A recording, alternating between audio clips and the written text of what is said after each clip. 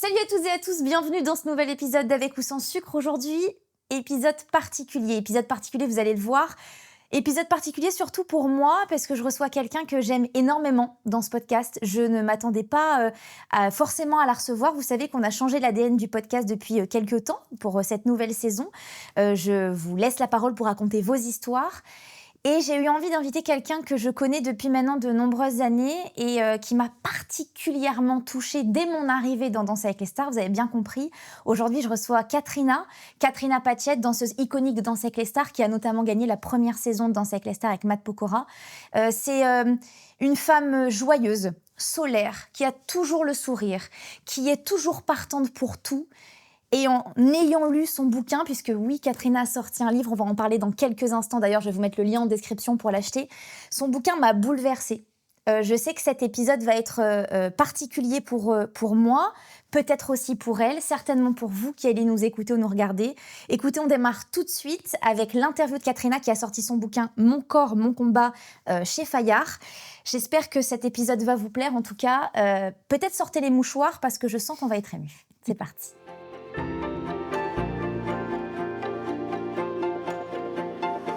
Makatou, merci du fond du cœur d'être là. Je vais être obligée de t'appeler Makatou, hein. Pardon, oui. mais on va pas faire semblant. Non, mais on va pas faire semblant. Voilà, c'est pas comme si on s'est rencontrés aujourd'hui. Donc On fait comme on a l'habitude de faire, toi et moi.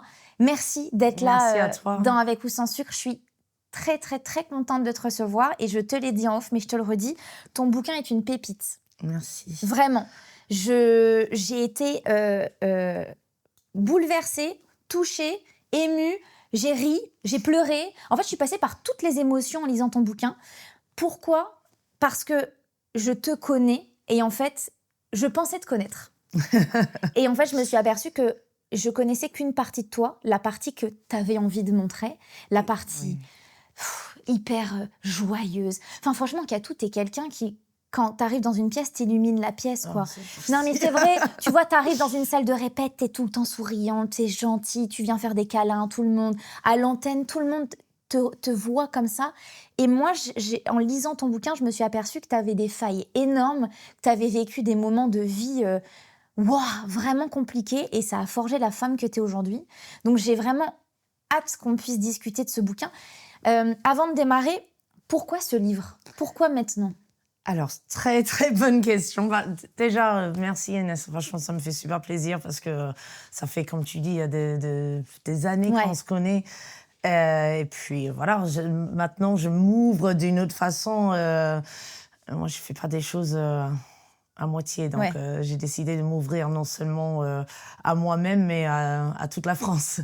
Non, pourquoi ce livre ? Parce que j'ai eu de la chance, avec beaucoup de travail, de passer de l'autre côté de cette maladie qui est la boulimie.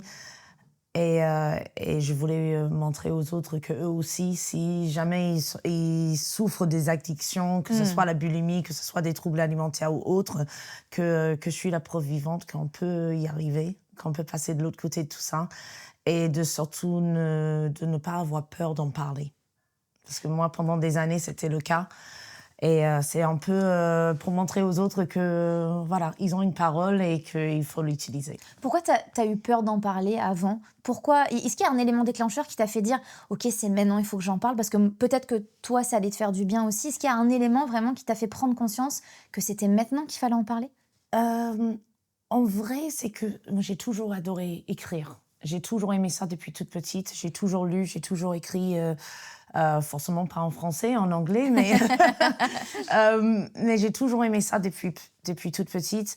Il y a une dizaine d'années, on m'a demandé, par rapport à mon parcours, de faire un livre. Je dis, non, je suis pas en fin de carrière, donc je vais pas faire un mémoire là tout de suite. Tant que j'ai pas le sujet, je ne vais pas écrire. Et ça me travaillait de plus en plus. Et il y a presque 2 ans maintenant, j'ai discuté justement avec Kevin, avec mon agent. J'ai vraiment envie d'écrire. Et on parlait beaucoup à ce sujet parce qu'il connaissait cette partie-là de ma vie. Et un jour, c'est venu dans une conversation, tout simplement, où il me dit « Et si c'est pas le sujet de ton livre ?» Et là, je fais « Oh, Ouh. Est-ce que tu as eu peur? Est-ce que tu mais t'es complètement. dit... Mais ma réaction, c'était ça. Ouh. Est-ce que je suis prête à en parler? Est-ce que je suis prête à dire à la France entière voilà, ce que justement, je vis, c'était ça la question que Ouais. je me posais. Est-ce que je suis prête d'en parler? Donc, justement, j'ai écrit. J'ai passé beaucoup de temps toute seule dans des cafés à écrire. Et là, je me dis, oui, en fait, je suis prête. Franchement, ce livre, c'est une pépite. Merci. Vraiment. Et je vais me retourner vers Kevin. Bravo. Parce que, heureusement, Kevin, que tu lui as mis la puce à l'oreille. Parce que je pense que ça t'a fait du bien, forcément, de l'écrire. Moi, je pensais avoir fait mon deuil avec ce sujet. Parce que j'ai vu des professionnels. Je ne vais pas dire que je suis guérie, mais je suis passée de l'autre côté de tout ça. Au point où je ne passe plus à l'acte. Mais c'était en écrivant, en fait, où j'étais obligée de tout mettre dans l'ordre. Quand tu fais des thérapies, tu dois comprendre de où ça vient. OK, d'où viennent ces troubles et comment les soigner. Que ce soit par la nutrition, que ce soit psychologiquement aussi. Donc ça, j'ai réussi à le faire. Ça a pris des années, mais j'ai réussi à le faire. Mais en écrivant ce livre, j'ai compris le pourquoi du comment dans l'ordre. Ce truc-là était lié à ça, et tatati, tatata. Donc, c'était une autre thérapie. Et de base, je ne pensais pas que ça allait être aussi thérapeutique. Ouais. Mais c'était une autre thérapie, en effet. Alors, ce qu'on va faire, c'est que je vais lire quelques extraits de ton livre qui m'ont marqué. Pour qu'on essaye de dérouler un petit peu... Ça fait un petit moment depuis que je ne l'ai pas lu. C'est vrai. Alors, on va se replonger dans tes écrits et je vais te laisser argumenter. Et en fait, je trouvais ça hyper intéressant que les gens puissent voir aussi la manière dont c'est écrit, tu vois, la manière dont tu as décidé d'écrire ton bouquin. Tu dis... J'étais une petite fille déterminée et très au courant des défis que représentait une carrière dans la danse, ce qui ne m'a jamais freinée. Au contraire, chaque nouvelle journée était une aventure, une promesse. Je trouve que cette phrase, elle est magnifique. Chaque journée était tu une peux te aventure. reconnaître là-dedans aussi. Bien sûr. Parce que toi, tu es une passionnée comme moi. Je suis une passionnée comme toi. Tu as tout fait pour obtenir tes rêves aussi. Bien sûr. Et on sait très bien que dans la danse, on ne fait pas ça pour de l'argent. Ah non. Non, on fait ça pour c'est un métier passion. Vraiment... Ouais, voilà. On ne le fait pas si on n'est pas passionné. On ne le fait pas si on ne veut pas transpirer, saigner, respirer ça, quoi. Complètement. Moi, j'aime dire, je me réveille, je pense danse. J'ai rêvé danse avant. Je mange danse. Je pars danse. Enfin, vraiment, la danse est toujours dans mon quotidien. Mais en anglais, on dit « eat, live and shit it ». Ce qui veut dire? Ça veut dire que tu le manges, tu le vis, tu le chies. J'adore. Tu chies danse, quoi. Mais c'est vraiment ça, quoi. Non, mais je pense que tous les passionnés de n'importe quel sport, n'importe quel art, qu'importe, vont se reconnaître là-dedans. Quand tu es passionné de quelque chose, vraiment, tu vis pour ça. Mais est-ce que toi, quand tu étais jeune, du coup, tu avais une insouciance avec ta relation avec la danse? C'était une évidence. Léger? Ouais. Pour moi, dans ma tête, c'était ça ou ça. Et à l'âge de 2 ans, j'ai dit à mes parents qui étaient des grands champions, j'ai dit, mais je vais faire la compète à 2 ans. La compète de danse au salon. À quel moment ça te vient? À quel moment, à 2 ans, tu peux te dire, je vais faire de la compète, quoi? C'est parce que j'étais dans leur école de danse tous les jours, à les voir entraîner des grands champions aussi. Et à 2 ans, je dis, mais non, je vais faire ça. Mon père, il me dit, mais non, t'es trop jeune. Et ils m'ont dit, à 6 ans. À 6 ans, on te laisse faire la compète. OK, 6 ans. À l'âge de 3 ans, papa a commencé à me donner mes premiers cours de danse parce qu'il n'en pouvait plus de me regarder faire n'importe quoi dans l'école. Donc, il a dit à maman, il dit, OK, alors, je vais commencer à lui donner des cours, l'histoire qu'elle ne fasse pas de n'importe quoi. Et j'ai rien dit de mes 2 ans et mes 6 ans par rapport à la compète. J'ai rien dit. Et le jour de mon anniversaire, je me rappelle encore comme si c'était hier, je suis rentrée dans la chambre de mes parents. J'ai dit, il est où? Ils ont dit, mais de quoi tu parles? Mais mon partenaire de danse, j'ai 6 ans aujourd'hui. Mon Dieu, c'est fou. Et bon, du coup, ça a pris 1 an de plus pour me trouver le bon partenaire. Mais j'ai commencé la compète réellement à l'âge de 7 ans. Mais... Juste pour qu'on comprenne bien, donc tes parents, tu n'as plus ton papa aujourd'hui, mais tes parents étaient et resteront des grands danseurs, des champions. Malheureusement, ton papa est passé par des phases un petit peu plus compliquées, a arrêté aussi la danse, on en reparlera après. Mais ta maman a toujours son école de danse. Elle a toujours son école. Elle a 78 ans. Et elle donne encore des cours. Elle donne donne encore des cours tous les jours. En Australie. En Australie. Et toi, tu y vas assez régulièrement quand même aussi pour donner des cours. Parce que l'école de danse, c'est à moi aussi. Wow. C'est un peu mon héritage. Bien donc, sûr.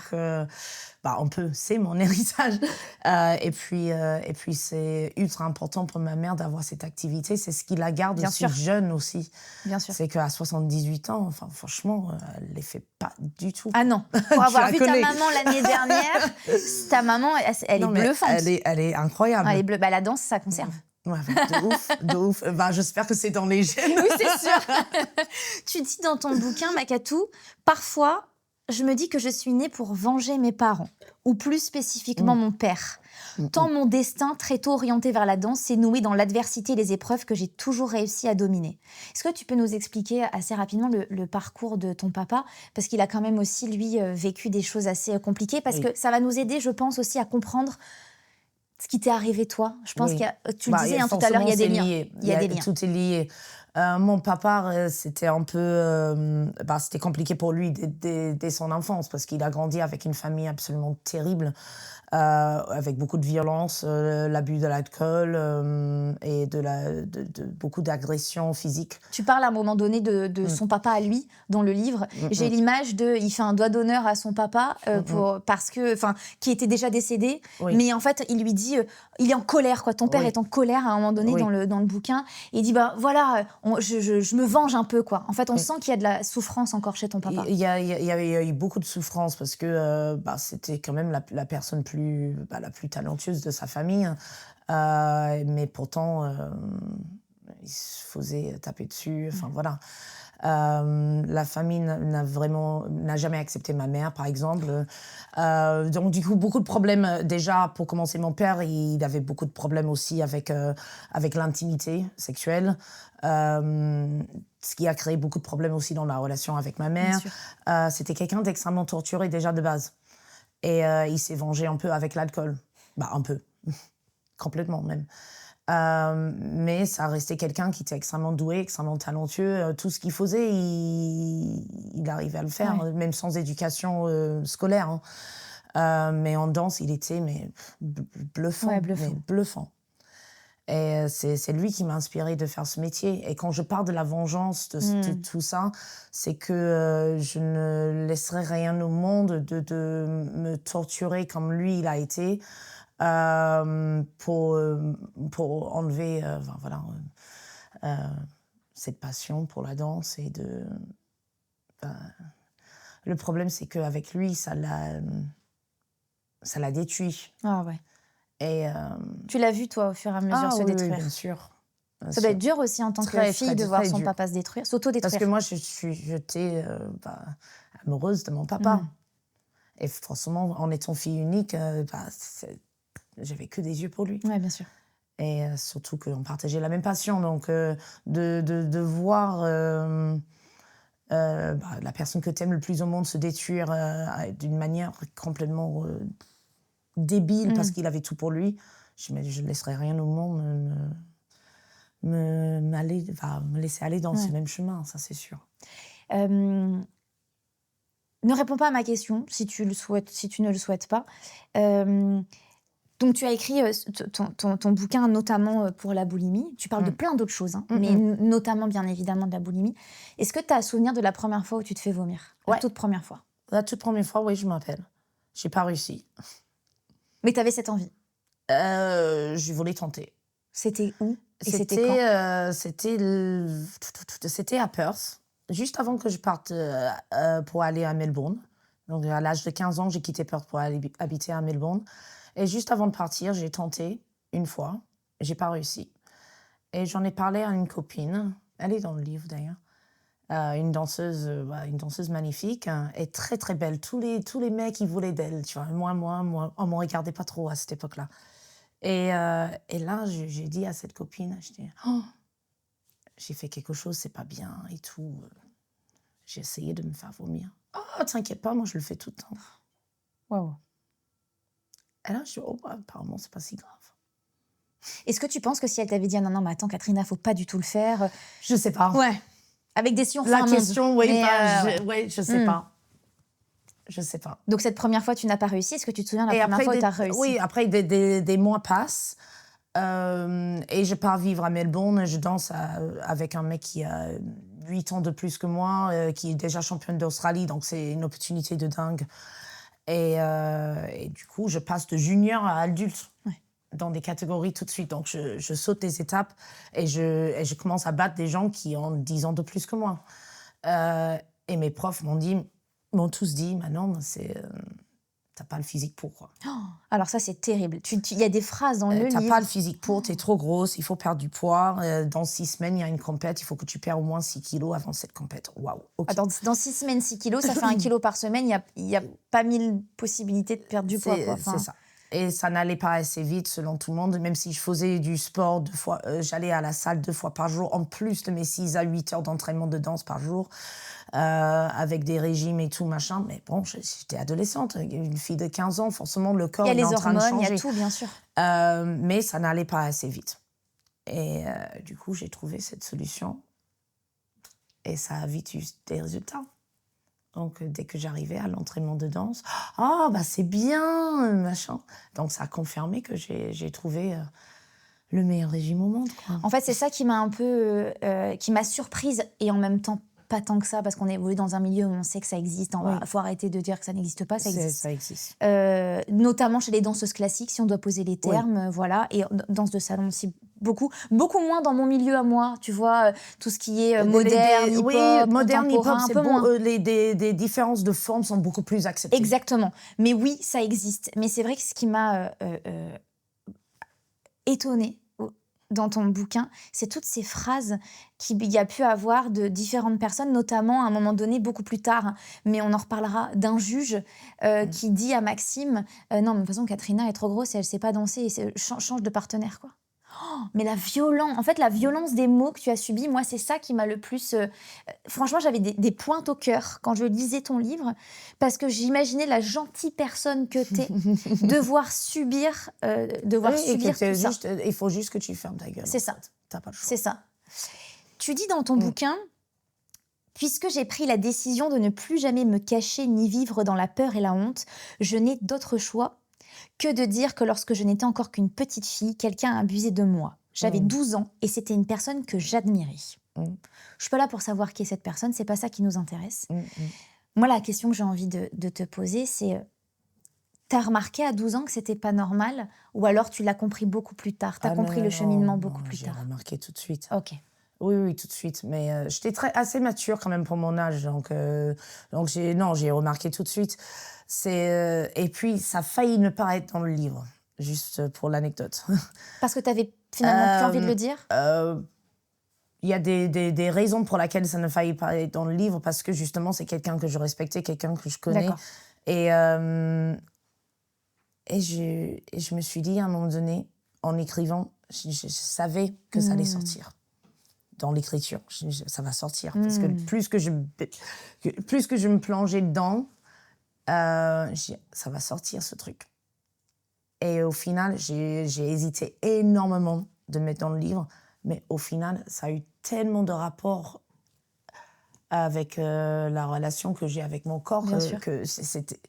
Je ne voulais pas que ça devienne le sujet du livre. C'est pour ça que j'en parle pas non plus énormément. Je vais pas dans les détails. Mais oui, on m'a pas respectée. Mon corps était un objet. Pourquoi je devrais le respecter si personne d'autre le respecte? Enfin, voilà, tout ça, c'est ça que j'ai écrit d'ailleurs dans le livre. Pourquoi je respecterais mon corps si personne d'autre le respecte? Donc, oui. Et je me suis rendu compte tout de suite que c'était pas quelque chose de normal. Et t'en as parlé à l'époque, tout de suite? J'en ai parlé, mais ça s'est pas si bien passé que ça. Okay. Non, mais tu vois, c'est ça que tu disais tout à l'heure. Tu t'es fait à peu près vomir pour la première fois, t'avais 15 ans. Là, ça s'est passé, t'avais 12 ans. Effectivement, je pense que, entre guillemets, tu vois... il y a des cheminements qui se font où a posteriori, tu peux comprendre plein de choses. C'est pour ça que je dis aussi aujourd'hui que même si j'ai commencé l'acte de la boulimie à l'âge de 15 ans, je pense que j'étais déjà malade avant. Parce que le rapport que j'avais avec mon corps et avec la nourriture n'était pas bon. Il n'était pas sain. Non, pas du tout. Et ça, tu penses depuis quasiment toujours? Je pense. Parce que vraiment, en faisant... la thérapie et de me soigner, j'ai dû apprendre à manger pour la première fois de ma vie, réellement. Ça veut dire quoi, À l'âge de apprendre à 35 manger? ans. Ça veut dire quoi, Pas concrètement?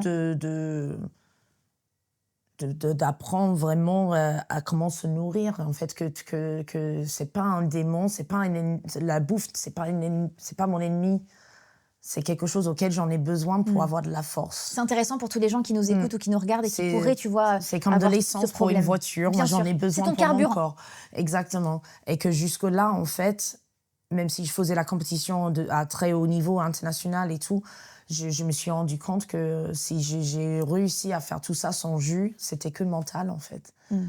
Et je me demande à quel point j'aurais été peut-être plus efficace si j'avais bien soigné mon corps, quoi. Et encore une fois, si on refait un monde et l'histoire, elle est écrite telle quelle. On ne peut pas revenir en arrière. Donc, Bien c'est sûr. pour ça aussi j'explique que je n'ai pas de regrets parce que je ne serais pas là aujourd'hui à raconter cette histoire. Je ne serais pas la personne que je suis aujourd'hui, probablement. Et puis, j'espère, avec cette histoire, aider les autres. Donc, si je n'avais pas passé par là, il n'aurait pas eu tout ça. sûr. Mais je pense qu'on n'a pas besoin, justement, de passer par là pour être... pour y arriver, quoi. Tu dis une très belle phrase dans ton bouquin, elle m'a sauté aux yeux. Ce corps, c'est le cadeau de mes parents et je n'ai pas le droit de le détruire. C'est vrai que quand on y pense et qu'on s'arrête 5 minutes, c'est vrai. En fait, on n'a pas forcément conscience de ça tout de suite, mais c'est vrai que nos parents nous ont offert un cadeau dès notre naissance, c'est notre corps. À quel moment tu as eu cette phrase qui t'est arrivée en tête et tu t'es dit je ne peux plus le détruire? C'est récent. Ça fait quelques années que maintenant que je m'aime, que j'aime mon corps, que je le remercie d'ailleurs, parce que je lui ai fait beaucoup, beaucoup de mal. Il m'a soutenue. Donc... Et il est toujours là. Et on n'en a qu'un. Merci. Tu vois? Non, mais c'est vrai, en fait, on a qu'un corps pour toute la vie. Donc, on est la seule personne avec qui on se réveille, avec qui on se couche le soir aussi. Donc, et puis les autres personnes peuvent venir et sortir de notre vie, mais on doit être bien avec soi-même et ça c'est ultra ultra important. Et ça m'a appris, très très longtemps voilà.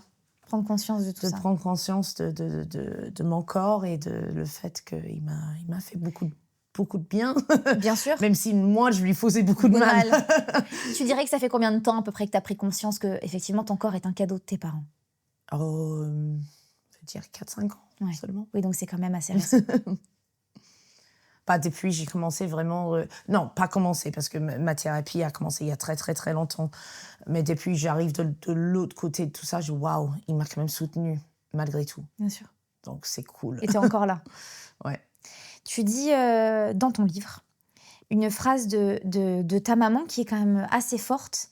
Elle dit « Ah oui, c'est quand même mieux avec 5 kilos en moins. » Et toi, tu dis « Comment voulez-vous en sortir quand votre mère elle-même valide votre conduite si malsaine soit-elle » Je sais à quel point t'aimes ta maman. Il n'y a pas de débat là-dessus. C'est la personne que j'aime plus sur Terre. C'est important. Et d'ailleurs, c'est très important de dire, avant d'écrire ce bouquin, j'ai demandé l'accord de ma mère, parce qu'elle savait qu'elle n'était pas pour rien dans l'histoire. Je ne l'aurais jamais écrit, peut-être écrit, mais pas sorti, en tout cas, ce livre, sans l'accord de ma mère. Alors, justement, c'est intéressant. Je sais, c'est pour ça que je me permets de le dire, parce que effectivement, quand on lit cette phrase, si on ne connaît pas ton histoire ni ta maman, on peut se dire « Waouh, elle est dure, sa mère. » Alors que je sais à quel point ta mère t'aime et je sais à quel point tu aimes ta mère. Il n'y a pas de débat là-dessus. Non, il n'y a pas de débat, mais c'était aussi une danseuse qui a eu beaucoup de problèmes avec l'image d'elle-même. Tu dis dans le livre, si je dis pas de bêtises, qu'elle aussi, elle a essayé de se faire vomir, mais elle n'a pas réussi. Non, elle n'a pas réussi, mais elle a eu beaucoup de problèmes avec la nourriture. Elle faisait constamment des régimes. Moi, j'ai grandi avec une mère qui faisait ça, qui disait toujours, je suis trop grosse, je suis trop grosse, je suis trop grosse. Oui, donc ça rentre dans l'inconscient. Donc, forcément, et on en a beaucoup parlé. Elle me dit, mais en fait, je me suis pas rendu compte que oui, j'étais transmis ça, mais sans faire exprès. Ah, c'est hyper intéressant. Quand tu lui as fait... J'ai plusieurs questions, pardon, Kat. Quand tu lui as... On va démarrer par cette question-là. Donc, tu dis, comment voulez-vous que je m'en sorte quand votre propre mère valide cette conduite malsaine? Effectivement, ça s'entend. Surtout que quand elle m'a dit cette phrase-là, elle savait que j'étais bulimique déjà. Parce que là, quand elle m'a dit cette phrase-là, quand j'habitais au Danemark, j'avais 16 ans, Donc, elle était déjà au courant de ma maladie. Et quand je suis arrivée au Danemark, je vivais dans une famille où la mère cuisinait avec beaucoup de beurre. T'étais en famille d'accueil, c'est ça qu'on peut dire, c'est ça? C'était la famille de mon partenaire de danse. Oui, d'accord. Et du coup, j'ai apprécié ce qu'elle faisait à manger, même si j'avais encore mes troubles et tout. Et du coup, en peu de temps, j'ai pris quand même 5 kilos. Et ma mère est venue, c'était de août. Je suis arrivée en août, ma mère est venue en octobre. Et c'est là où elle m'a dit cette fameuse phrase. Comment on prend ça dans la figure quand on a 16 ans? Quand on a 16 ans, on retombe dedans très rapidement.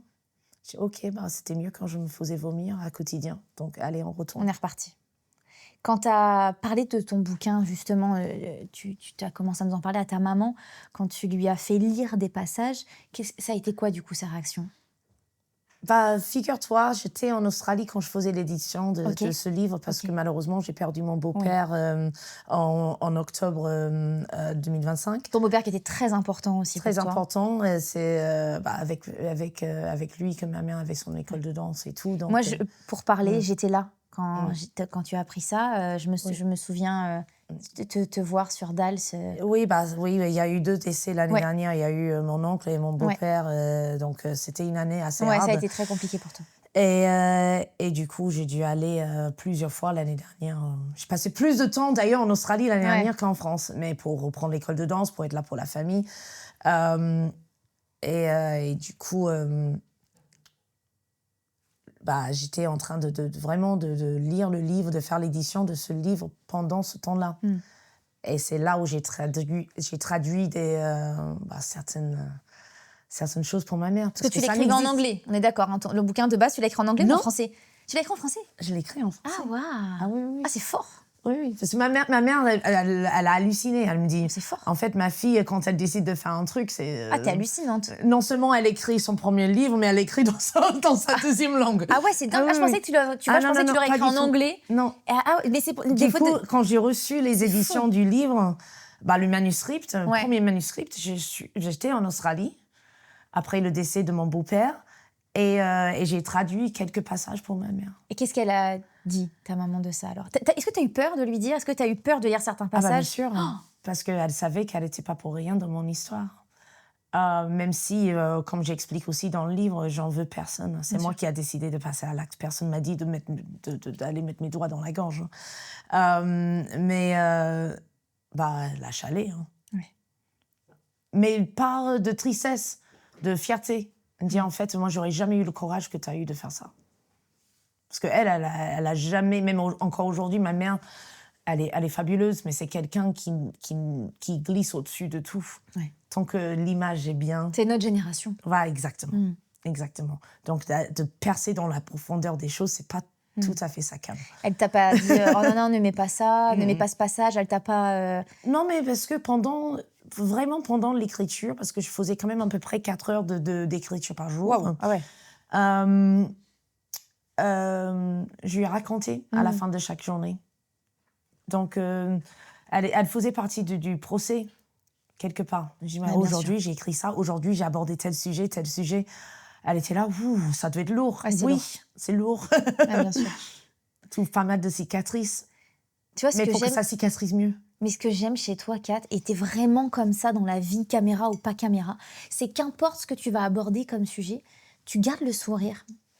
Je ne sais même pas si tu t'en rends compte. Non. Tu vois, tu peux parler d'un sujet très, très dur.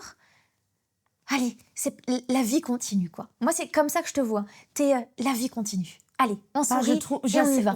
Je pense que j'arrive à trouver du positivité dans tout ça. Ah, mais tu trouves de la positivité partout. Quand j'ai le smile, c'est pas parce que je me force, c'est que c'est pas du tout fake. Je sais. Mon père me disait toujours que...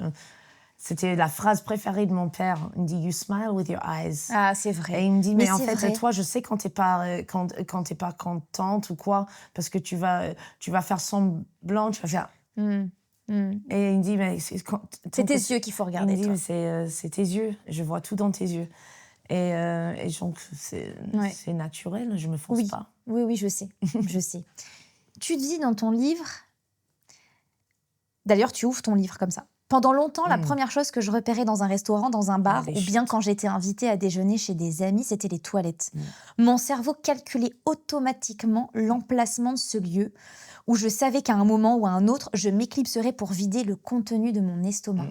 Waouh, c'est la première Ah page oui, que oui, j'ai oui, lue. j'ai commencé fort. T'as commencé fort. Et vraiment, quand j'ai lu cette première phrase, et tu sais, je vais te dire, à un moment donné, je me suis dit, mais Inès, pourquoi t'as pas vu des choses? Pourquoi t'as pas... On T'es devient bête? professionnel de ça. Tu vois, ça me touche, c'est vraiment, ça me touche, ça m'émeut, parce que là, j'ai plein d'images en tête de nous sur le plateau de Danse avec les stars, de nous dans les coulisses, machin, et je me dis, mais j'ai pas vu ça de Kat. Et pourtant, tu m'as connue en le faisant. Mais oui. J'imagine bien, puisqu'on s'est connus, Kat, c'est simple. Oui, on s'est connus quand tu es arrivée autant que danseuse additionnelle. Exactement. Même avant, sur des concerts de maths. Exactement. On s'est connus même avant DAPS. Ça fait bien plus de 10 ans qu'on se connaît. Et je me dis, mais Inès, tu n'as pas ouvert les yeux. Et ces premières phrases, vraiment, elles m'ont impactée, elles m'ont vraiment beaucoup touchée. Tu rentrais quelque part, la première chose que tu regardais, c'était les toilettes, parce que tu savais que tu allais aller vomir. En fait, cette phrase, ça veut dire ça. Que, en fait, quand tu as cette maladie, ça t'absorbe, ça te consume. Enfin, tout est calculé par rapport à ça. Pour que tu arrives à garder ton secret. C'est ça, c'est un secret qu'il faut garder. C'est un secret bien caché. En fait, tu t'organises en fonction de ta maladie. C'est-à-dire éviter que ta copine te suive aux toilettes, par exemple. Tu sais, les meufs, on fait tout le temps ça. Bien sûr. Attends, je viens avec toi. Oui, je viens avec toi, on va se maquiller. On va se faire des petites retouches. Tu sais quoi, du coup, tu te souviens de ce que tu arrivais à dire pour essayer d'être seule?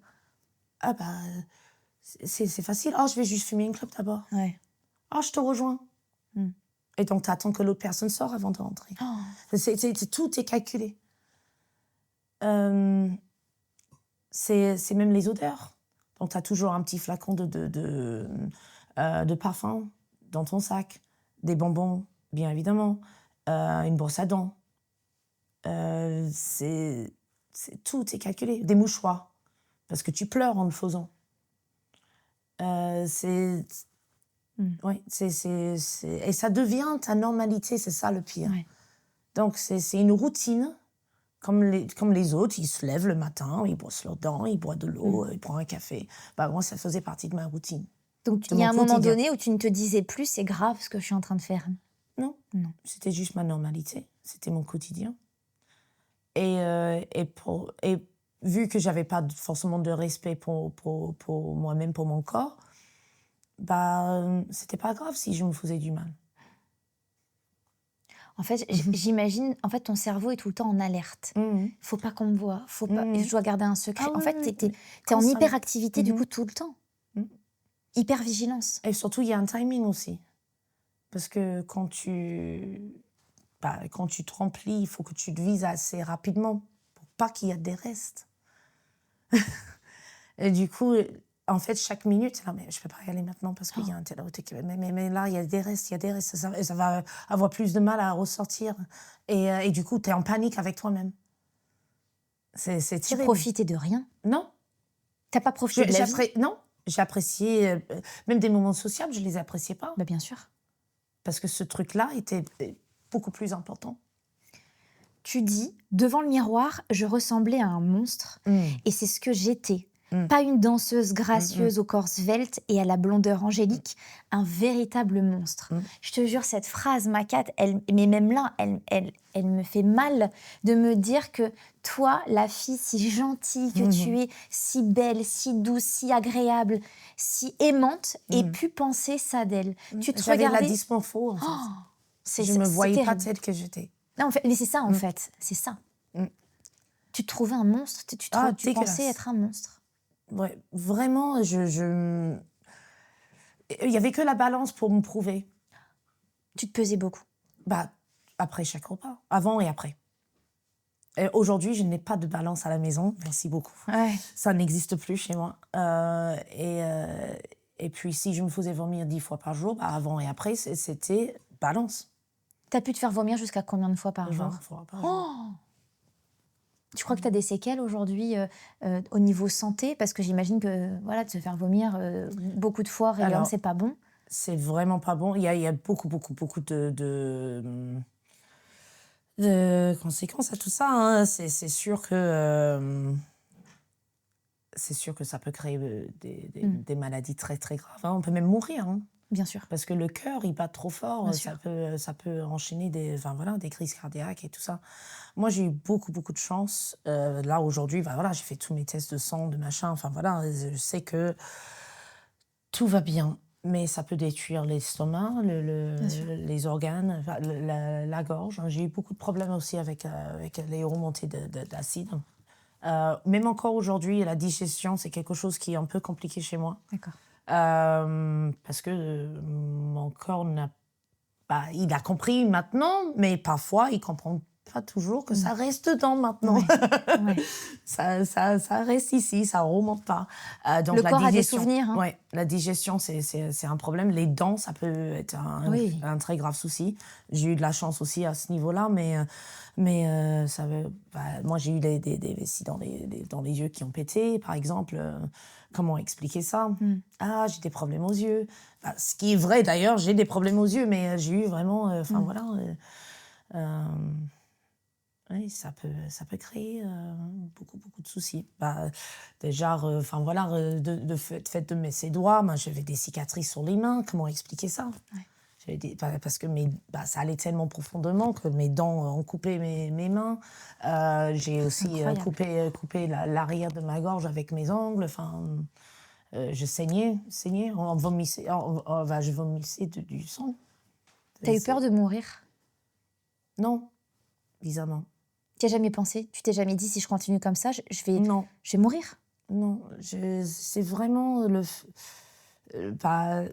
le fait de vouloir passer de l'autre côté de tout ça, c'est en sachant que je faisais du mal aux autres.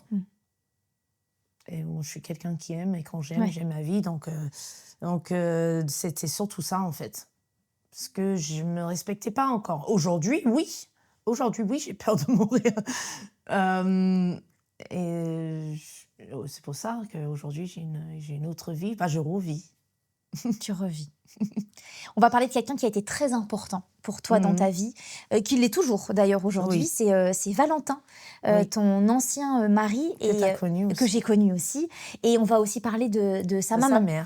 qui a été extrêmement importante. Un vrai déclencheur. Ouais, qui a été un vrai déclencheur. Tu dis, Valentin était tombé amoureux d'une jolie danseuse australienne qui passe à la télévision, pas d'une ogresse monstrueuse. C'était presque une question de vie ou de mort qu'il ne sache rien, car sinon, j'en étais persuadée, il me quitterait. Ça veut dire que quand tu as rencontré Valentin, donc ton ancien mari, avec qui tu es toujours amie aujourd'hui, Oui, bien sûr.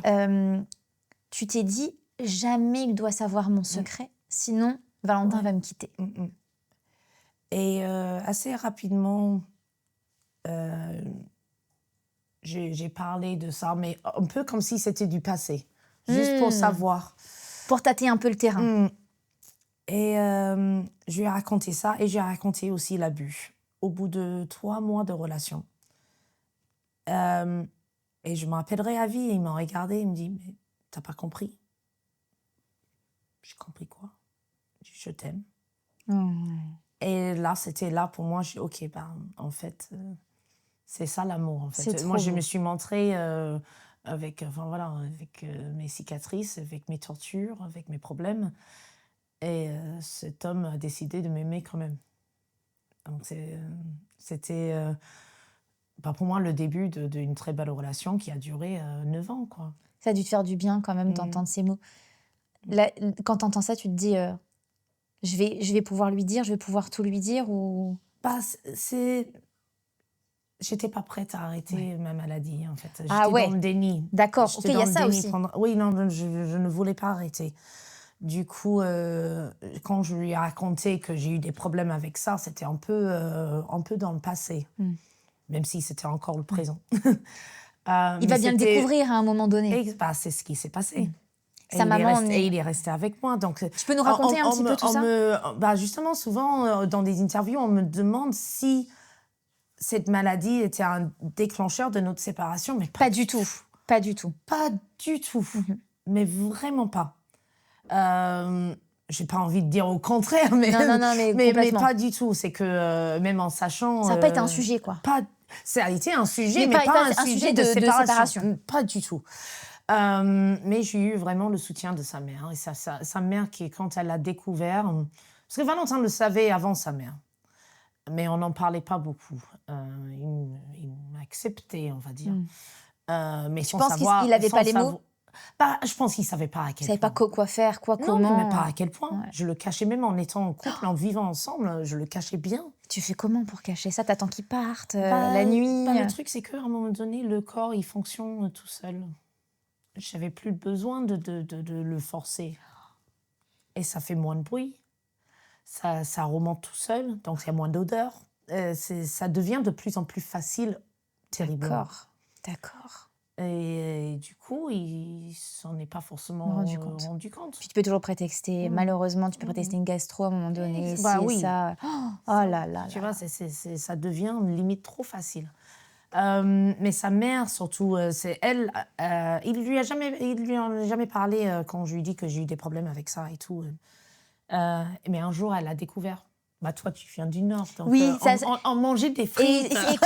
Et écoute, quand j'ai lu ça, vraiment, j'avais l'impression d'imaginer la scène. Tu dis, on mangeait des frites, et en fait, en gros, t'allais te faire vomir, et t'es revenue, tu voulais en-manger. Et c'est Virginie qu'elle s'appelle, la maman de Valentin. Et donc, Virginie s'est dit, c'est pas normal, quoi. Elle peut pas en manger autant. Mais elle a si bien abordé le sujet, c'est ça qui était fabuleux chez cette femme. C'est que jusque-là... Même ma propre mère, c'est pas bien, arrête. Stop, it's not good. Bon, j'avais pas l'impression que ça l'affectait plus que ça. Ouais. Elle a rien dit devant qui que ce soit.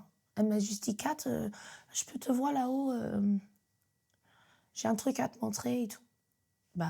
On est monté. Tu t'attendais à ce qu'elle te dise ça? Pas du tout. On est monté. On s'est enfermés dans une chambre et là, elle s'est effondrée. Elle s'est effondrée. Et là, je dis, mais c'est pas possible. J'avais honte déjà. Qu'est-ce qu'elle a découvert? Elle me dit, mais tu peux pas me mentir, maintenant je t'ai entendu. Et je suis allée tout de suite après. Je sais ce que tu as fait.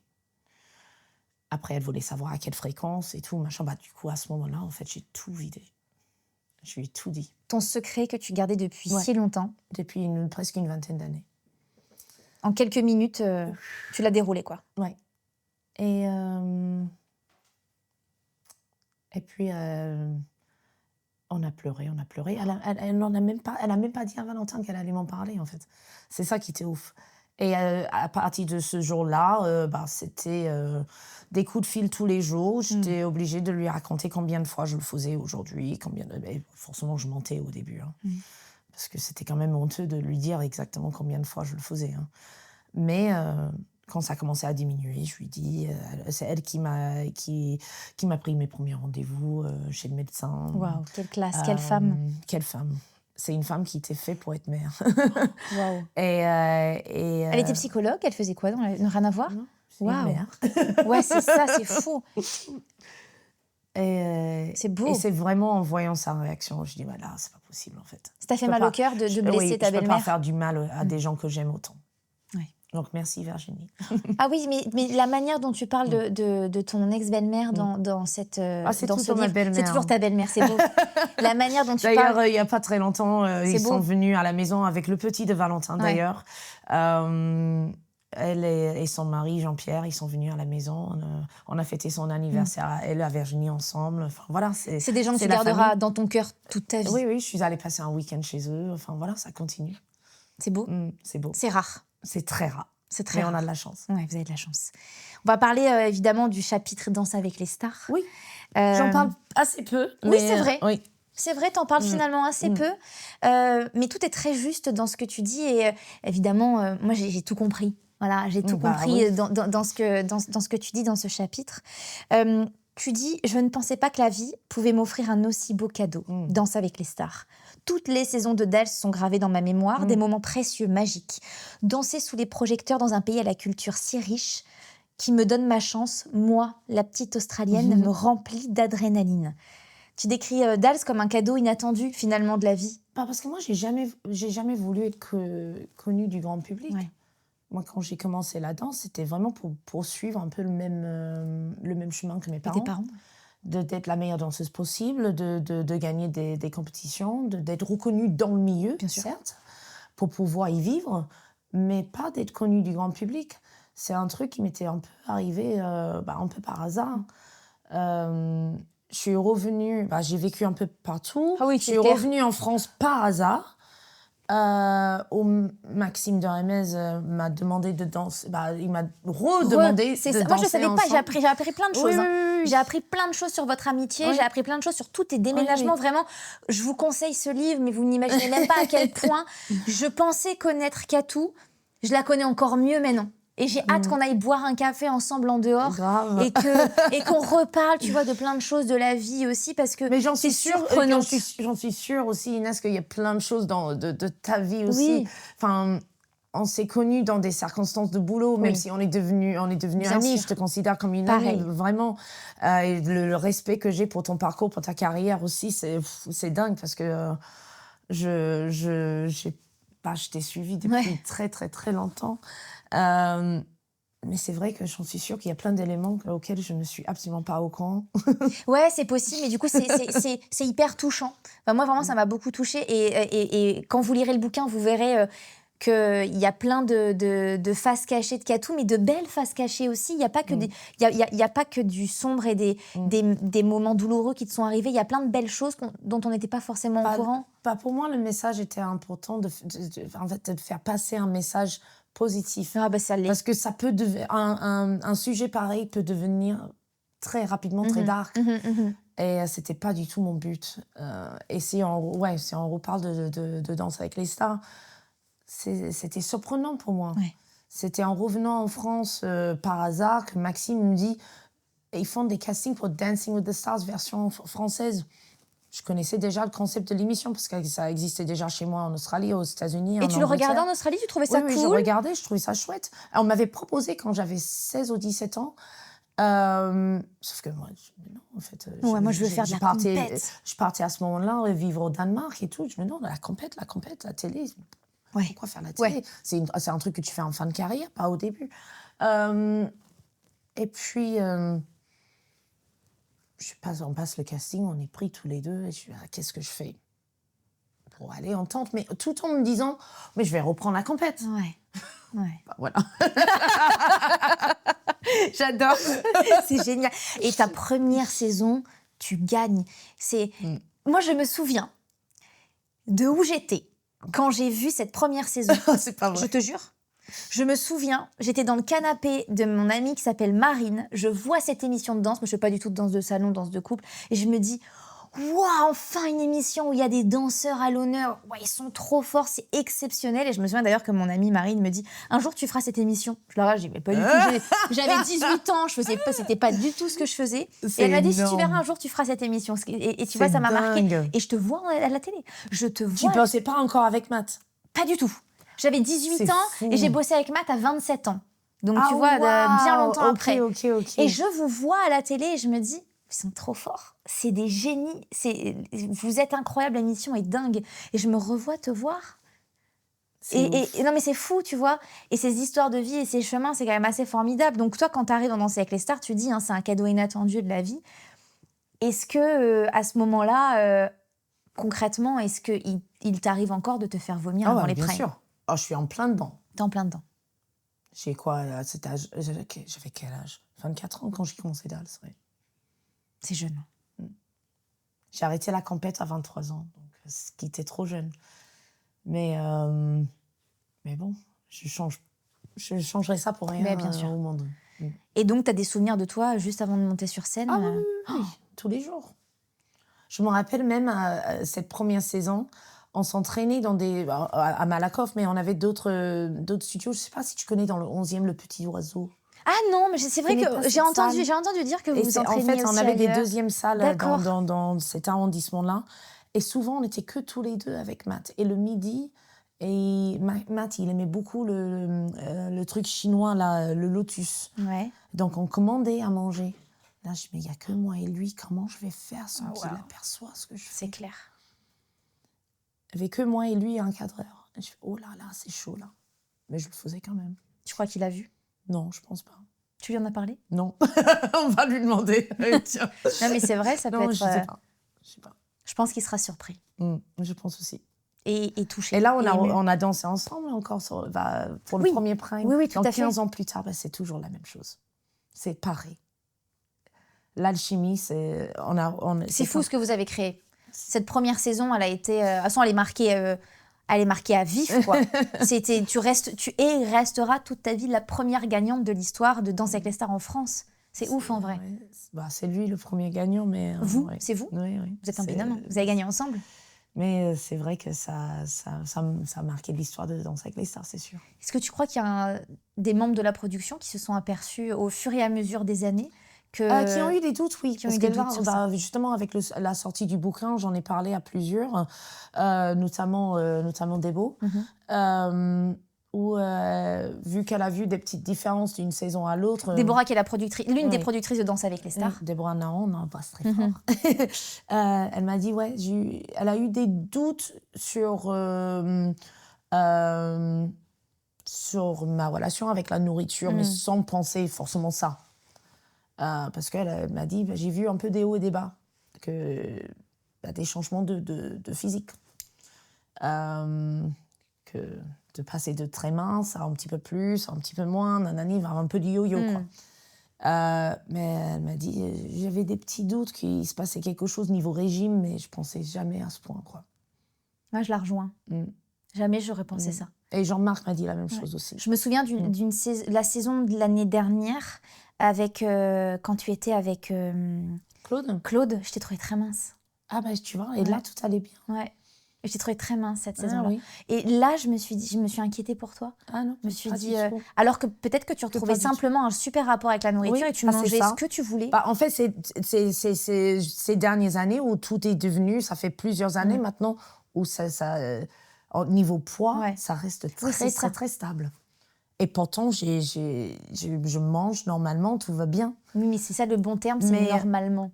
Tu manges en fait bien, tu manges normalement. Je fais très attention aux portions, par contre. Mon vrai déclencheur, c'est ça. Si je me sens full.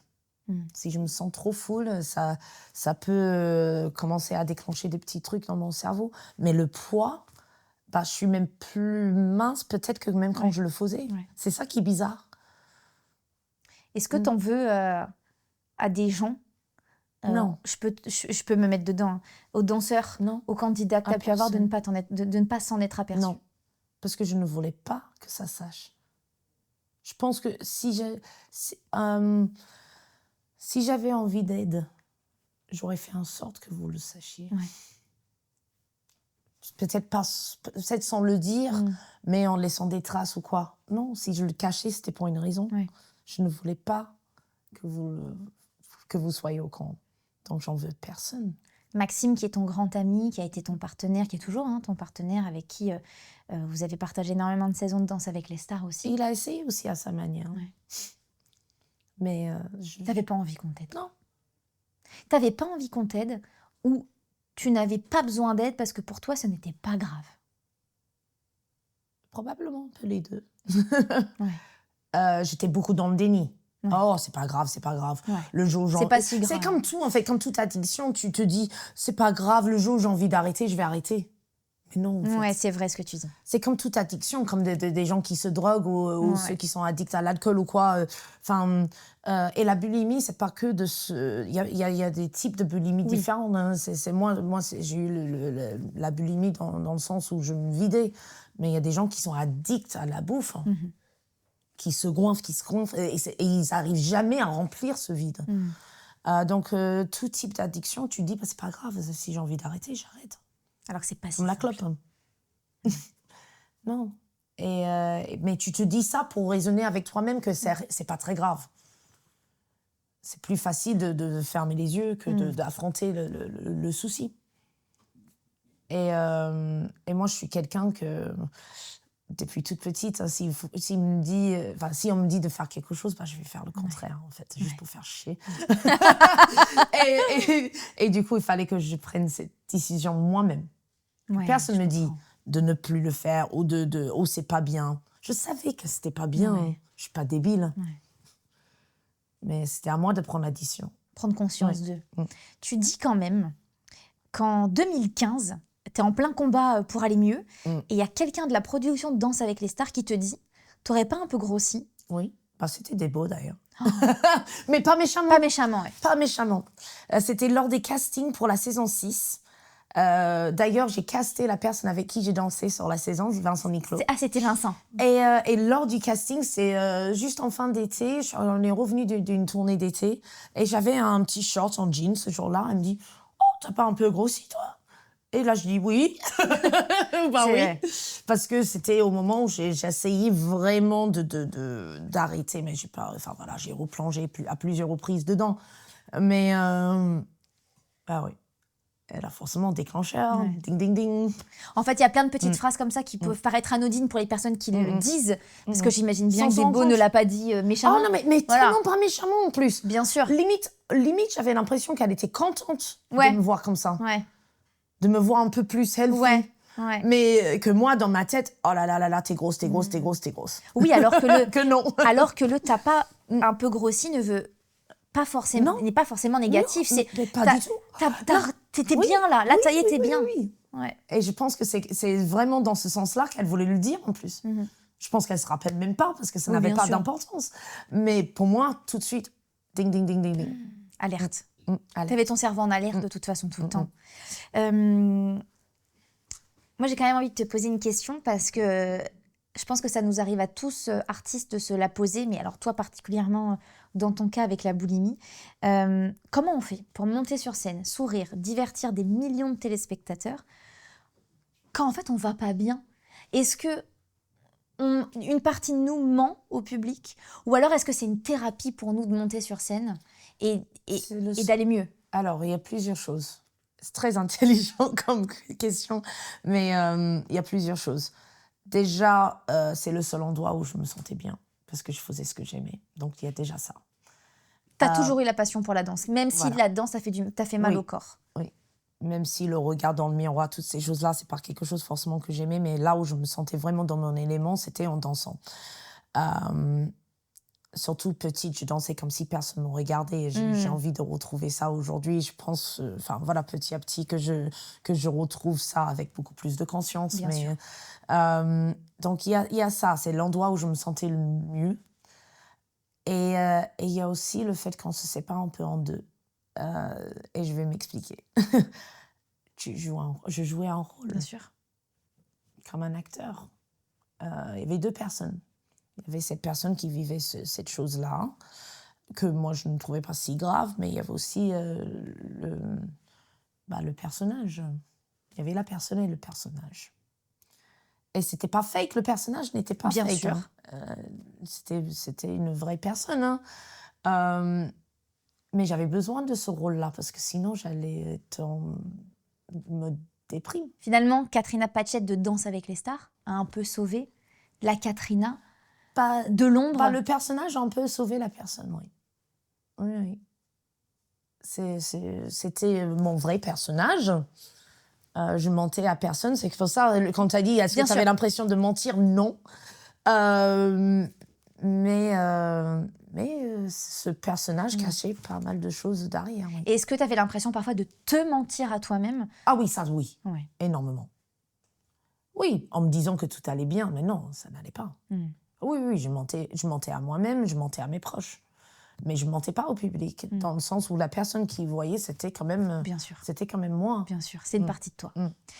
Tu dis qu'aujourd'hui, aujourd'hui, je mange lentement et en petites portions. Je peux mettre 1 heure à déguster par petites bouchées un morceau de fromage avec du pain.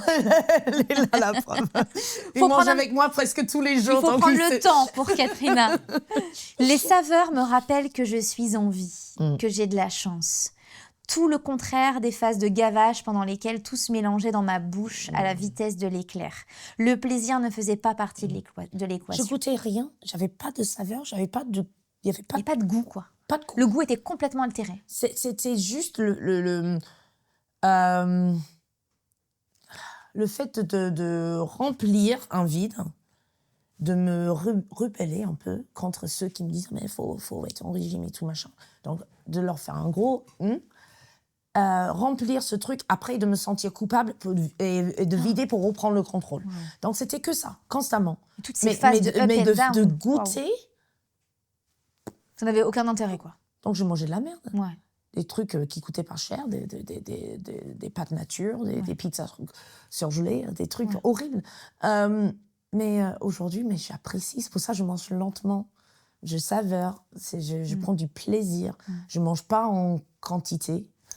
Mais je prends du plaisir à déguster. C'est fabuleux. La bouffe, elle est bonne, en fait. Et je vois tout ce que tu fais sur les réseaux. Viens manger à la maison, Katou. Est-ce que, Makatou, parfois, tu as peur de replonger? Ou est-ce que tu sais que... Bien sûr. Ouais. Tous les jours. D'accord. Chaque repas est une victoire. Okay. Encore aujourd'hui. C'est pour ça que je n'utilise pas le mot guéri. Je serais bulimique à vie. C'est juste que j'ai appris de vivre avec. Et que c'est sous contrôle, surtout. Donc oui, je n'aurai jamais la même relation que tout le monde a avec la nourriture. Bien sûr. Ça n'arriverait jamais. Tu penses que ça n'arrivera plus jamais? Il faut me demander dans 5 ou 10 ans. Ouais. Mais pour l'instant, je n'ai pas l'impression. Par contre, aujourd'hui, j'apprécie la bouffe. C'est une belle victoire. Et puis, je ne fais pas de régime. Je mange ce que je veux. Mais je fais attention aux portions. T'aimes ton corps aujourd'hui? Tu t'aimes aujourd'hui? J'adore. Et les canons. Ouais, t'es canon. Tu l'as toujours été. On va terminer l'interview par une phrase que tu dis dans ton livre. « Quels que soient vos rêves, battez-vous pour les réaliser. Ne lâchez jamais. Et si vous luttez contre des démons, qu'il s'agisse de boulimie, d'anorexie ou même d'addictions diverses comme l'alcoolisme et la toxicomanie, ne restez pas seul avec vos secrets. Parlez-en.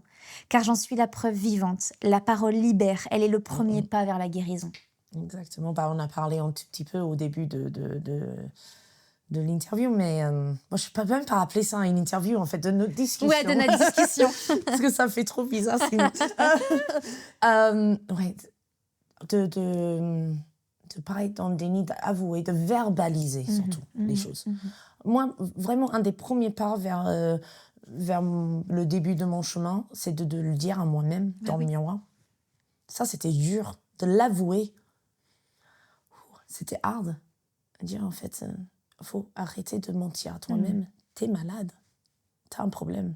Il y a un truc, il y a un chemin à faire, il faut se soigner. Et des gens qui ont du mal peut-être à le dire à leurs proches tout de suite parce qu'ils ont peur. C'est vrai que ça fait très peur d'en parler. Mais dis-le à quelqu'un dans la rue que tu connais pas, que tu vas jamais recroiser. Ouais.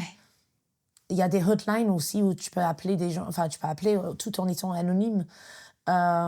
Ou verbalise-le, écris. Moi, c'est ce que j'ai fait. J'ai écrit énormément. Même avant de savoir le sujet de ce livre, j'avais déjà des carnets remplis de mes pensées pendant cette période-là. Mais il faut que ça sorte. Sinon, on ne peut pas s'en sortir tout seul en gardant ça pour soi-même. C'est pas, pour moi, en tout cas, je ne trouve pas ça possible. Pour tous ceux qui nous écoutent en podcast audio ou qui nous regardent sur YouTube, c'est évidemment ce qu'on vous invite à faire si vous vous retrouvez dans ces situations-là. Tu le dis, qu'importe l'addiction que vous pouvez avoir, il y a des solutions à tout. Chaque problème, tu peux trouver ta solution à chaque problème. Et il y a des numéros d'urgence voilà, pour divers sujets. Il y a des associations aussi. Des assos aussi, bien sûr. Est-ce que toi, tu as eu cette envie peut-être, ou tu as cette envie prochaine de te dire j'ai envie de continuer à aider les gens, tu les aides grâce à ton bouquin. Est-ce que tu as envie de les aider peut-être via une association, des rencontres, des meet and greet, justement, tu vois je pense que tu imagines bien qu'il y a des associations qui m'ont contacté bien depuis. Et auxquelles je vais collaborer, bien sûr. Ah oui, c'est sûr. Il faut. Bien sûr. Ah non, mais ça ne s'arrête pas là, juste avec un bouquin. C'est que le début. C'est que le début. Les milliers de messages que j'ai reçus, des gens qui osent en parler aujourd'hui, c'est fabuleux.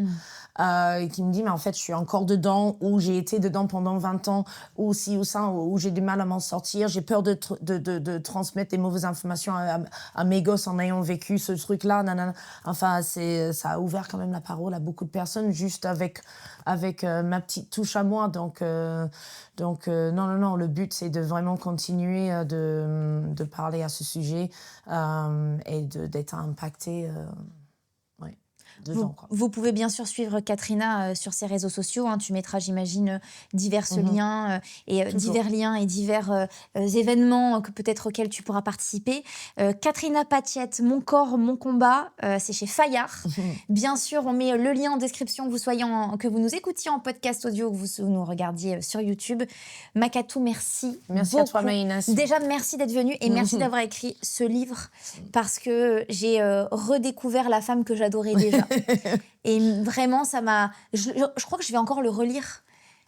Non, je te jure. Parce que vraiment, c'est... déjà, il se dévore. Il est excellemment bien écrit. C'est le retour que j'ai.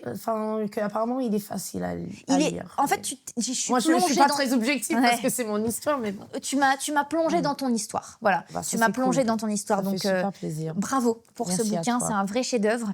Ça nous a permis de se voir. C'est vrai. Déjà. Et ça, c'est cool. C'est déjà cool. Eh bien, écoutez, merci beaucoup d'avoir suivi cet épisode. Comme d'habitude, bien sûr, je vous invite à nous suivre, que ce soit en podcast audio sur YouTube, à vous abonner, à nous laisser un petit commentaire. On vous lira avec Katrina. Et on se dit, comme habituellement, à dans 2 semaines pour une nouvelle vidéo dans Avec ou sans sucre. Ciao, ciao.